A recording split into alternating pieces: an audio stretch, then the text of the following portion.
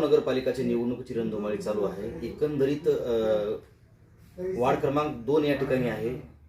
खास बातचीत करण्यासाठी प्रभाग क्रमांक 2चे अपक्ष उमेदवार आहेत वसीम इनामदार म्हणून, त्यांच्याशी बातचीत करूया. वसीम जी, मला सांगा, नमस्कार, मला सांगा तुमची उमेदवारी जी आहे तो प्रभाग क्रमांक मधून 2 मधून अपक्ष आहे. काय कारण असं अपेक्षेमध्ये? कारण की मी पक्षाकडे, दोन्ही पक्षाकडे उमेदवारी मागणी केलेली होती. विषय असा आहे की दोन्ही पक्षांनी मला उमेदवारी दिलेली नाही. की मी एक गरीब सामान्य कुटुंबातला असल्यामुळे मला त्यांनी उमेदवारी नाकारलेली आहे. विशेष म्हणजे जे कुणी दोन्ही पक्षाने उमेदवारी दिलेली, जे दोन्ही उमेदवार पक्षाने पैशाने भरपूर मोठे आहे, मी सामान्य कुटुंबातला आहे म्हणून मला उमेदवारी त्यांनी डावललेली आहे. हे प्रभागात मी म्हणजे 9 वर्षापासून 2016 मध्ये मी उभा होतो. थोड्या मताने माझा पराभव झालेला आहे. तरी मी संघर्ष करून वाड्यामध्ये समाजाचा असेल, इतर समाजाचा असेल, काम केलेला माझं आहे. निश्चितच मला हे सांगा, आता तुम्ही अपक्ष असल्यामुळे आव्हान खूप आहेत. कुठल्या विकासाच्या अजेंड्यावर आपण निवडणूक करता? माझा पहिला अजेंडा, कारण की मी खुद एक भोगरदार मध्ये, माझा घर एक हक्काचा नाही, मी स्वतः भोगरदारचा एक रहिवासी आहे. माझा पहिला अजेंडा असा राहील की मी निवडून आल्यानंतर इंदिरानगर ते वडवाड्यापर्यंत आजपर्यंत जेवढे राजकारणी लोक आले, नुसतं आश्वासन दिलेले आहे की हे भोगरदार ह्यांना मालकी हक्काची पीटीआर नाही. हे वंचित लोक घरकुल पासून आजपर्यंत वंचित राहिलेले आहे. की आपल्या बीड जिल्ह्यात गेवरी नगर परिषद आहे, ती कुठला आपल्या बाहेरदेशचा भाग नाही, ती तिथं लागू झालेली. आपल्या वाड्यामध्ये आपल्याला मी निवडून आल्यानंतर एक 3 महिन्याच्या अंदर जेवढे भोगरदार लोक आहेत त्यांना मालकी हक्काची पीटीआर देऊन त्यांना घरकुलचा पहिला हप्ता देण्याचा प्रयत्न मी करेन. निश्चितच तुमची अपक्ष उमेदवारी आहे. प्रभागात एकूण 4 उमेदवार आहात. आता तुमच्या समोर 3 उमेदवार आहात. तुमची खरी लढत कुणा संग आहे? माझी खरी लढत सध्या तुतारी तालिब चोस यांच्या सोबत आहे. कारण की ते पैशाने थोडे जाणगे आहे, मी गरीब आहे आणि मी लोकातला माणूस आहे. मला इतर समाजामध्ये लोक मानत आहे.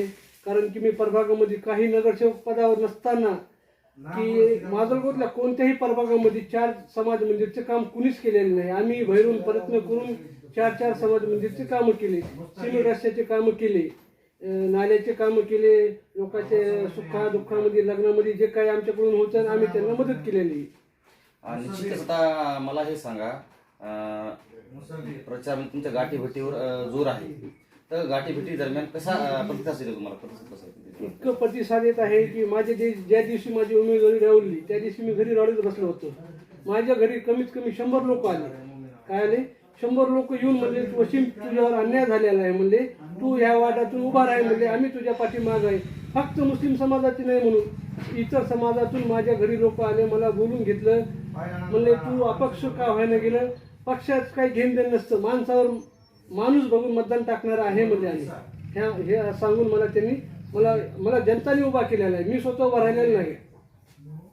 मला हे सांगा वसीमजी, आता जो विकासाचा मुद्दा घेऊन तुम्ही निवडणूक लढणार, काय काय विकासात्मक जे काम करणार आहात याबद्दल काय सांगा? पहिला माझा विकासाचा मुद्दा की जे भोगरदारचे लोक आहे त्यांना मालकी हक्काची पीटीआर देणे, त्यांना घरकुल मंजूर करून त्यांना देणे.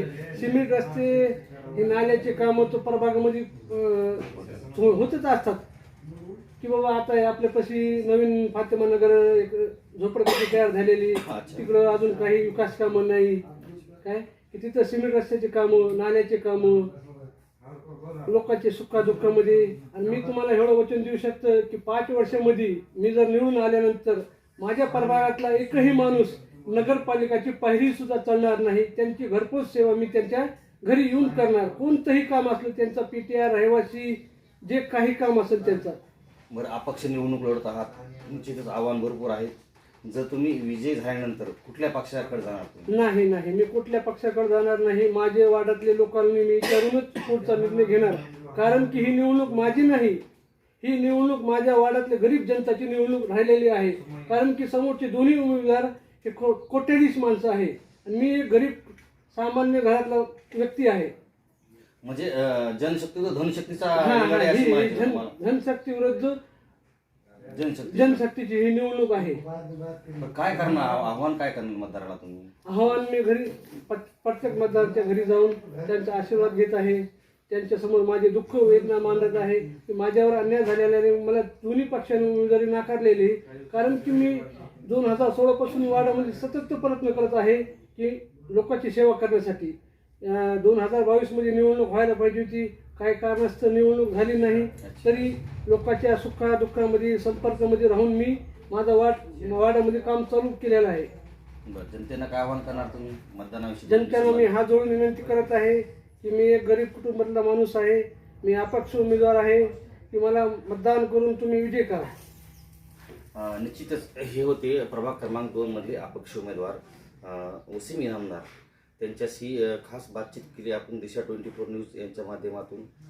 दिशा 24 न्यूज, लोकरंजन लाईव्ह, बाळासाहेब आढावे, माजलगाव, बीड.